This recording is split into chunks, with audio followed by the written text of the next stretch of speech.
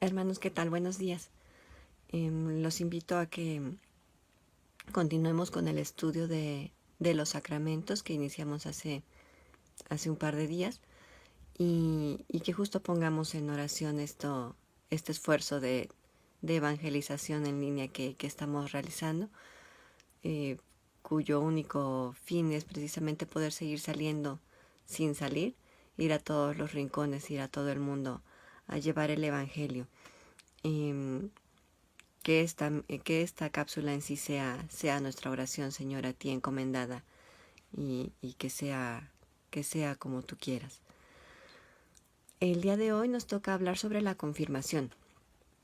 Decíamos que la confirmación entra en este bloque de los sacramentos de iniciación. Y justo así, ahondemos sobre el particular.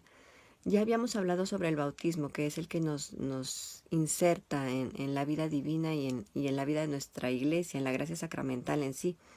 A partir de ese es que podemos recibir todos los demás sacramentos. El bautismo nos da Espíritu Santo, esta primera infusión de Espíritu Santo. Y hablamos de que la confirmación es el sacramento del Espíritu Santo. Pues que no lo habíamos recibido ya en el bautismo, hay quien comenta, ¿por qué es necesaria la confirmación? Los protestantes de hecho no reconocen o no hablan de un sacramento de la confirmación, pero aparte porque no dicen que Cristo como tal no instituyó o no dijo les dejo este sacramento o les dejo la confirmación, pero sí habló del Espíritu Santo, sí habló de la venida del Paráclito, sí habló de que estando Él con nosotros eh, haríamos cosas como Él, pero que llegando el Espíritu Santo las haríamos incluso mayores, que es necesario, que era necesario que Él se fuera y que llegara el Espíritu de Dios. En los Hechos de los Apóstoles tenemos varios ejemplos de esto, con los apóstoles mismos. Este grupo de hombres que vivió con Jesús 3 años, que estuvo con Él, que expulsó demonios, que sanó enfermos, estuvieron con Él. Y aún así, al momento de la crucifixión, eh, no están con Él, más que uno de ellos. Les gana el miedo. Incluso después de la resurrección, ellos están escondidos. Jesús se les aparece en estos 40 días, pero ellos no están en acción evangelizadora, ellos no están saliendo, ellos siguen con miedo, siguen en sus reuniones ocultas, secretas, porque no saben qué hacer, porque no han recibido el Espíritu Santo. Es hasta que Jesús regresa a su Padre y 10 días después, en la fiesta de Pentecostés, llega el Espíritu Santo. Y entonces sí, es cuando el miedo se va. Incluso el miedo a morir por hablar de Jesús ya no es un impedimento, ¿no? La muerte ya no es algo que les asuste. Ahí tienen a Pedro hablando ante 3,000 personas, ¿no? Y logrando la conversión de todos ellos, hablando ya sin miedo sobre este Cristo al que habían crucificado y que resucitó y que subió al cielo y que nos daba la esperanza de vida.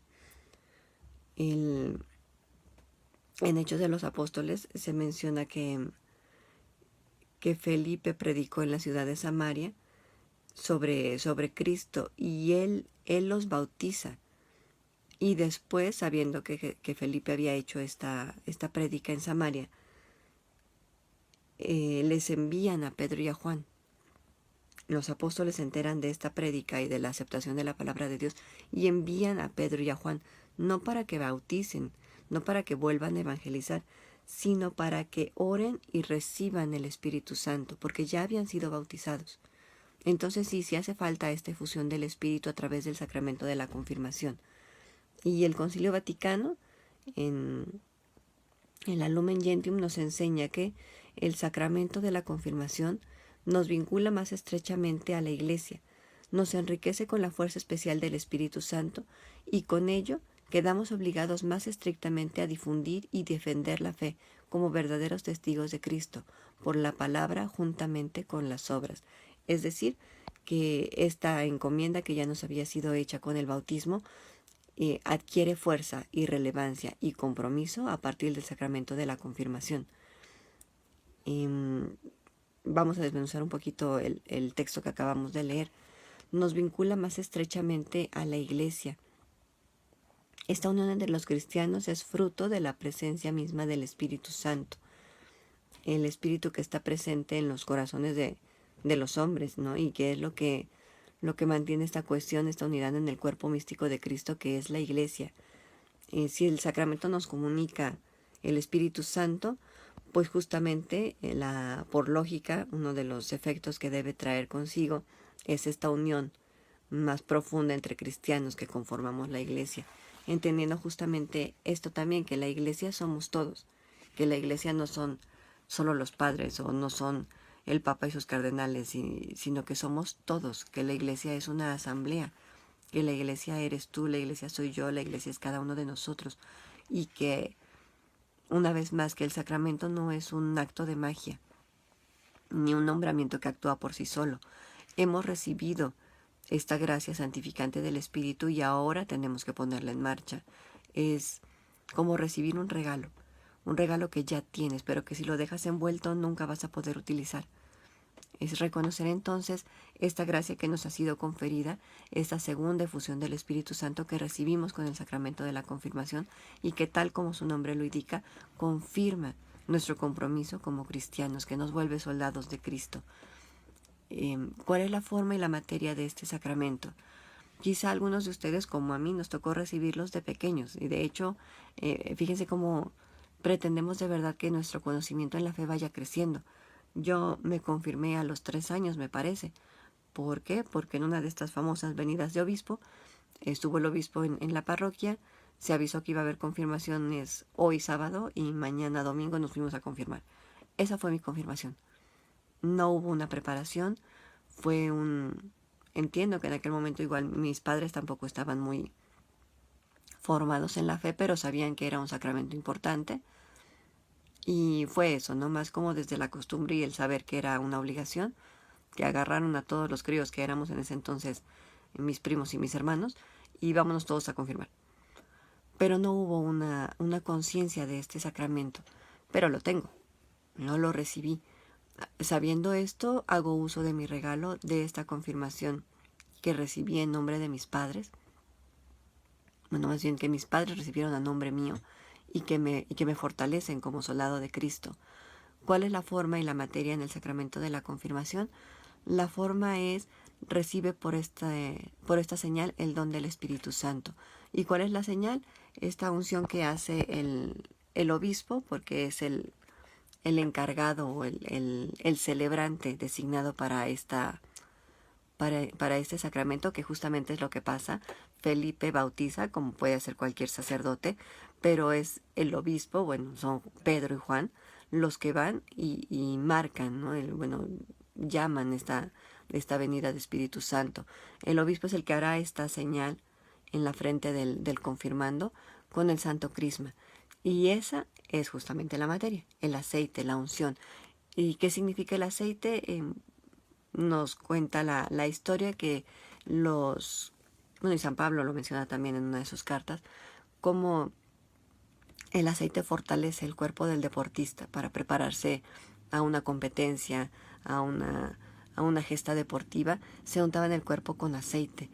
Y también bíblicamente el aceite era el que designaba sacerdotes y reyes, profetas. Eran ungidos, eran marcados, eran signados con aceite para empezar con su prédica, con su labor, con su encomienda designada.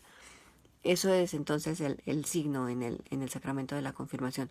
Este aceite que nos unge, que nos marca, que nos fortalece, que nos confirma en la fe y que nos lanza con renovadas fuerzas a ser testigos de Cristo, soldados de Cristo, ¿no? Defensores de la fe, profetas, aquel que anuncia y denuncia de nueva cuenta. Ese fue el designio en el bautismo, y la confirmación nos manda con renovada fuerza a cumplirlo.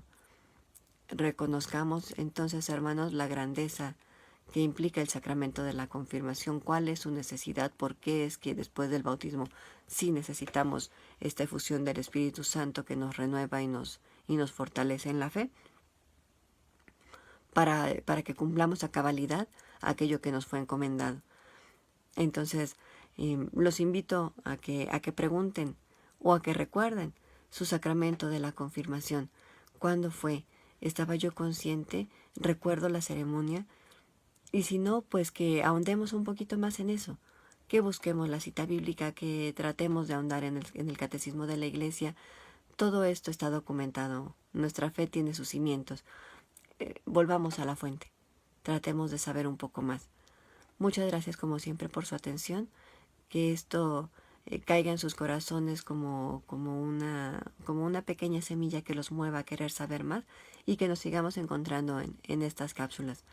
Muchas gracias, que la alegría del Señor sea nuestra fuerza y que tengan un bonito día.